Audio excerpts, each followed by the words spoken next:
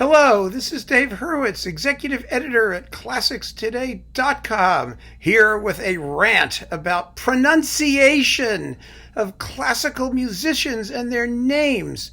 Here's the bottom line. Who cares? Say it any way you want. The purpose of language is to convey information, and if you understand who I'm talking about, then you know who I'm talking about. That's it. The pronunciation worked. It got the message across. But I want to be a little bit more, let's talk a little bit more nuance about this fascinating topic. And if you're one of those obnoxious little prigs who think that because you know something, because your grandmother sang to you in Ostrobothnian when you were a kid, that you now know how to pronounce something that someone else doesn't, I'm telling you now, get over it. Hopefully this little chat will help you get over it. Now, I'm going to be a little calmer. I have spent most of my life being mispronounced. My last name is Hurwitz. H-U-R-W-I-T-Z. Hurwitz.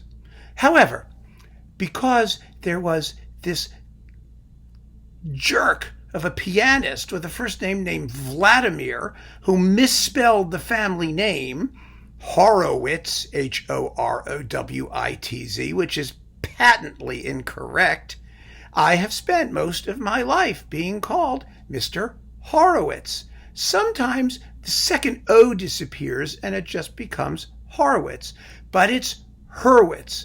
Of course, the family itself came from somewhere in Moravia, or possibly Moravia, if that's how you want to say it, from a town with a castle that was called Horowice, or Horowice, or Horowice, I don't know.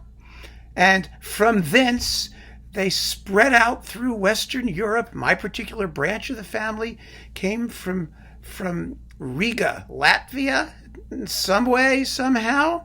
And you know, if I travel to Russia, where they don't have aspirated H's, my name becomes Gorvich, which, who knew that? So you see Goroviches around. They're also Hurwitzes. So, it all depends on where you're from and what you do. But when you point to me and you say Hurwitz, Horowitz, Gurvich, Horowice, whatever you say, I'll figure it out. And it's okay. As long as you're being nice to me, the intonation kind of matters a lot. Now, I have spent a good deal of my academic career as a historian and other things learning languages.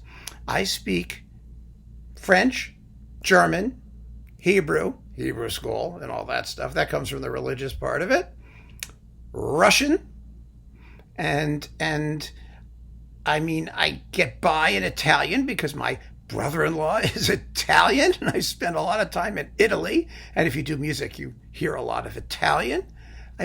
It's not as if I am immune to the idea of correct pronunciation. But what I've learned from the world of classical music over the past 3.5 decades is that you can't possibly know enough.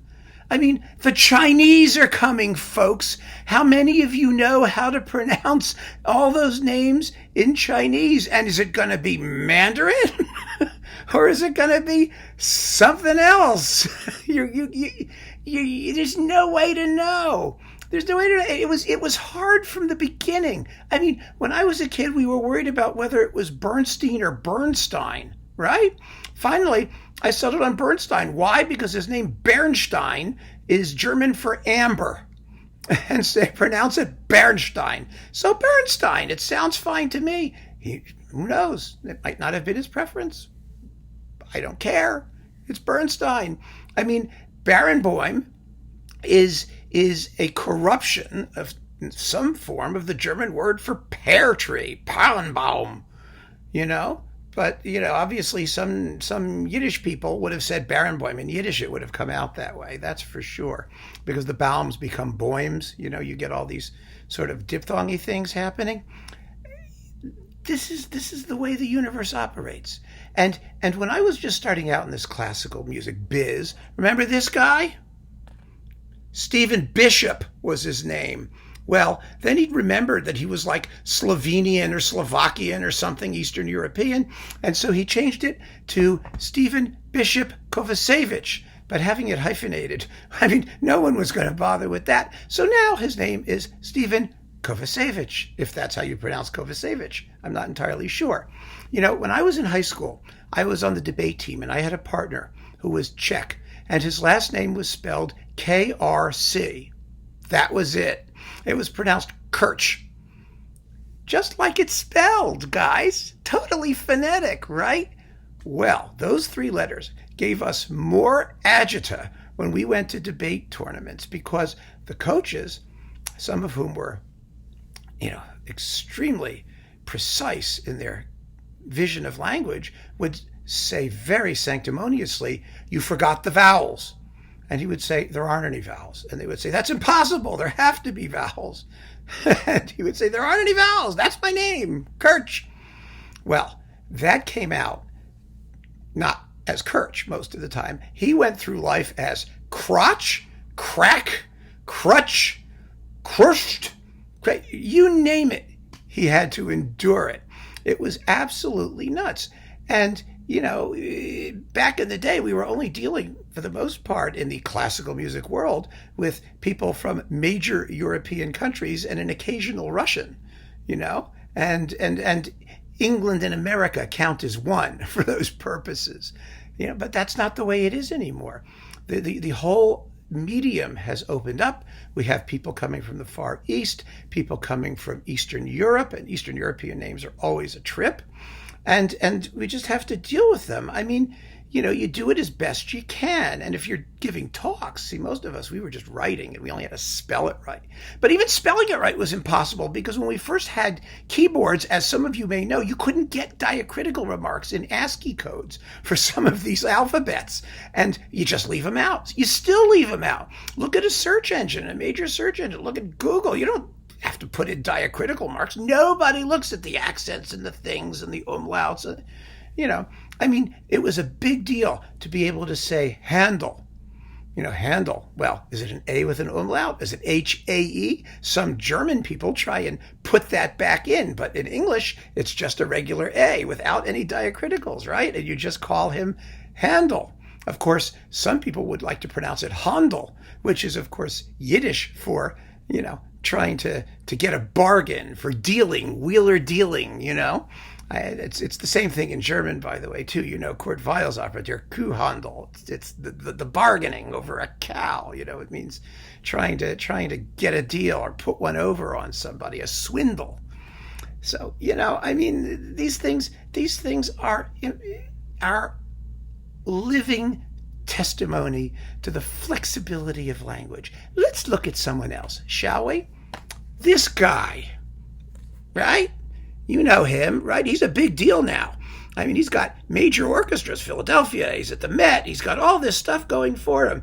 But back in the day, he was just a little schlub working with this community orchestra, this Metropolitan Orchestra of Montreal. And no one knew who he was or how his name was. And in the old days, he would have changed his name. He would have made it something simple. He would have called himself something, he's French, he would have called himself something like Jean Cocteau, maybe, I mean, I still don't know how to say this particularly. He does have a radio show on WQXR, and he says it's Yannick Nézet-Séguin. I don't call him that. I call him Nazgul Snezik Yegin. I think that's much more interesting, and I can remember it. And if I say, that conductor, Nazgul Snezik Yegin, you're going to know exactly who I'm talking about, aren't you? Aren't you? Even if the pronunciation isn't correct. I mean, even first names can give you a problem. What about this guy? Ralph. His name is Ralph. Ralph Vaughan Williams. Oh, but wait, it's not Ralph, is it? It's Rafe. Who is going to know unless someone told you specifically from somewhere that the way to pronounce his name is Rafe and not Ralph? I mean, really? And who cares? Who really cares? I mean, remember all the Georges? I mean, remember when George Schulte became Georg Schulte?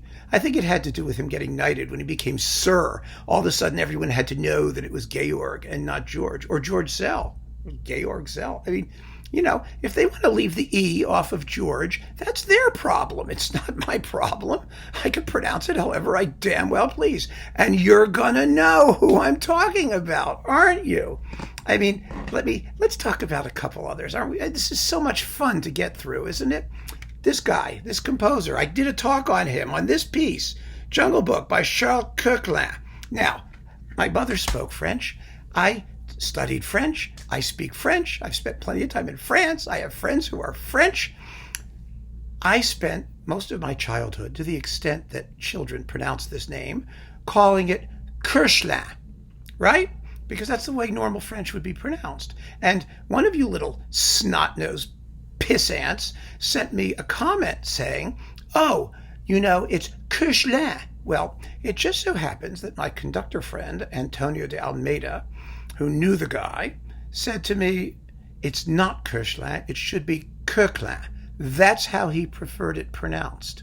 But nobody pronounced it that way. Why? Because he lived in France, and they were French, and they always pronounce it the way French people pronounce it. But that wasn't the way he wanted it pronounced.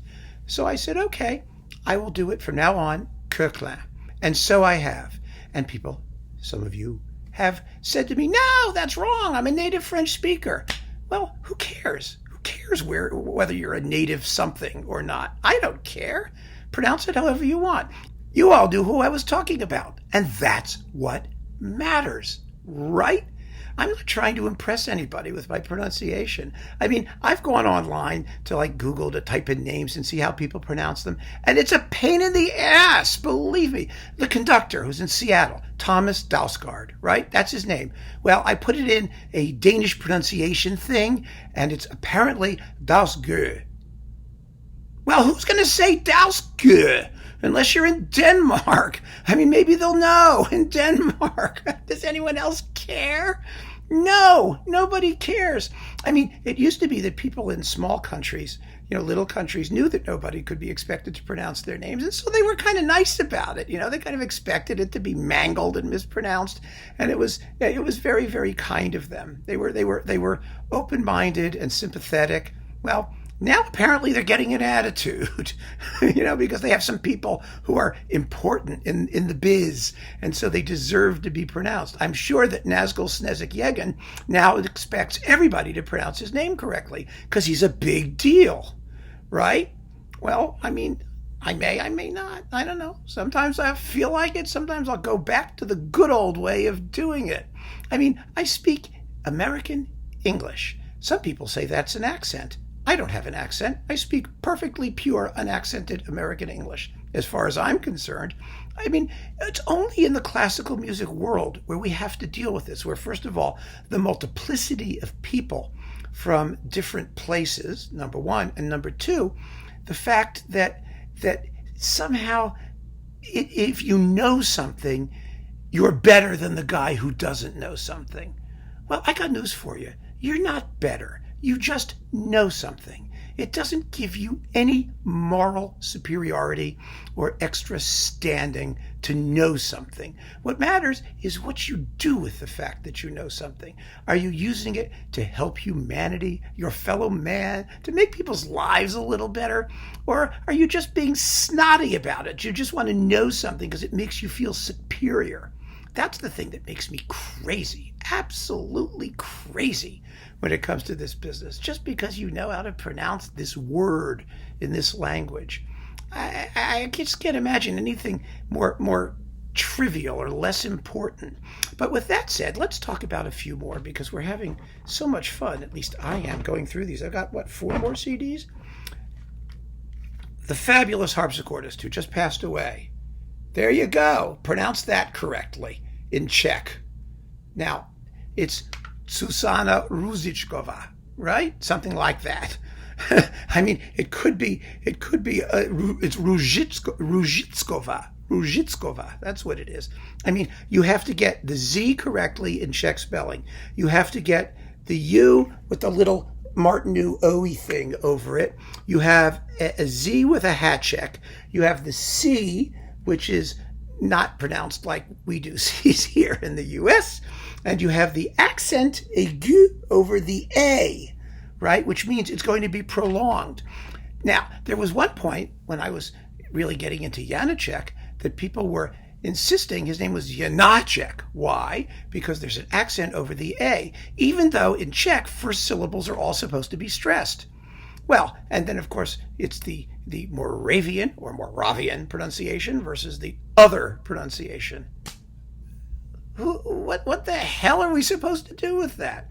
If I say Janacek, you know who he was, correct? So that's what we do. Or what about this guy? These are all pianists. Isn't it fascinating? Pianists get to have wacky names. This guy really, I love this name. Look at him. Sigurd Slatterbreck. Slatterbreck. It's Norwegian. Norwegian is a fabulous language, actually, because it looks like it should be almost in English, but it's not. It's not pronounced anything like that, except when it is. I remember I was with a friend of mine in Bergen one week, and we were going out to dinner, and we were making reservations, and he's Norwegian, and he's a wonderful guy, and he called the restaurant, and I said, ask them, when can we come? And he said, when can we come? In the phone. And I said, no, say it in Norwegian. And he said, I just did. I said, oh, okay, that's fine.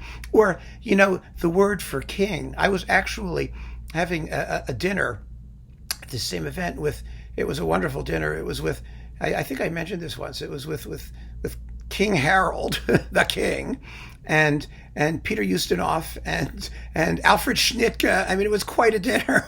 And in Norway they call the word for king is Kong. And so of course I asked him. I said, why in Norway did they call your king Kong?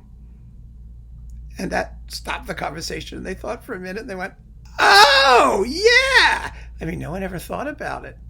I mean, because it's just the word for king, right? I mean, it just never occurred to them that there was something interesting in that.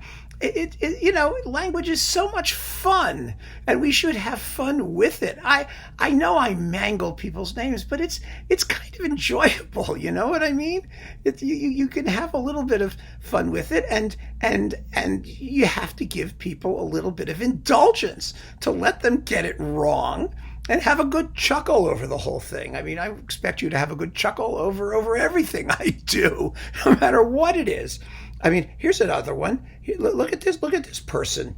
She just made a wonderful, wonderful Alcan CD, and I actually talked about this once, but I said her name so quickly that you would never know that I couldn't pronounce it. There you go. There she is. How do you pronounce that, folks? I mean, the last name, okay, Nosrati or Nosrati or Nosrati or Nosrati or, we can do it. But the first name? Shagalak, Shagalik, Shagalaga, Shabalava, Shlagalag? I don't know. And my all-time favorite among, sort of major artists, this is a wonderful, wonderful, wonderful pianist. And I believe she's Latvian, not Lithuanian. My family, actually, my grandmother's family on my father's side, she was from Lithuania, from Vilnius. That was a huge Jewish community there. And her last name was Gubersky. How do you like that one? Her name was as unresonant a name as you could ever have in your entire life. Ethel Gubersky. And when she went to work, this is a true story, she went to work in 1923. She lived to be 103 in New York City. She was working for a state senator. And it was her first day at work, and her name was Ethel Gubersky. And she got introduced to everybody. And the guy said, your name is Ethel Gubersky? And she said, yes. And he said, where are you from? What are you? And she said, well, we're from, he said, my family was from Eastern Europe. She was actually born here in New Haven, Connecticut, And he said, so you're Jewish, right? And she said, yes. And he said, you really ought to change your name because you don't have a big nose and you could be something. Things have changed, have they not? So how about this dear lady? How are you going to pronounce that? The last name with the diacriticals and the things and it's Latvian, as far as I know, or Lithuanian, or it's from somewhere in a Baltic. It's Baltic. It's Baltic. Estonian is totally different because that sort of looks like Finnish, and we sort of deal with Estonians now the way we learn to deal with Finns because they've become so successful. You have to be able to say Esa-Pekka Salonen, or something. You have to be able to do some of these things. Sakari Oramo, But here you go, folks. All those people out there who think you're so freaking smart that you can correct my pronunciation, do that one correctly. So I think, in conclusion, I think we all need to show a little bit of humor and tolerance and indulgence about how we handle this crazy, crazy assortment of names and words and titles. They're going to be coming at us from everywhere, in every language known to mankind. And we have to just muddle our way through it and pronounce it as best we can in whatever regional accent we can. And just remember this, because this is unique to the classical music world. It's one of these snot factors in the classical music world that drives me crazy. Think of what would have happened if the Beatles had insisted on having their name pronounced Beatles with their Liverpudlian accent. You have to say, someone says, the Beatles. No, it's the Beatles. You got to say Beatles. The Beatles. Do you think they would have had a career? Do you think anyone would have paid attention to them if they were that off-putting and obnoxious about insisting that people can't call them what they wanted to call them as long as it was a legitimate pronunciation of the letters that people saw in front of them? I mean, we just need to relax and enjoy and try to keep on listening, because that's what matters, not whether something is pronounced the way it would be ideally pronounced under perfect circumstances in whatever godforsaken hellhole these people come from. Thank you, folks. The rant has ended.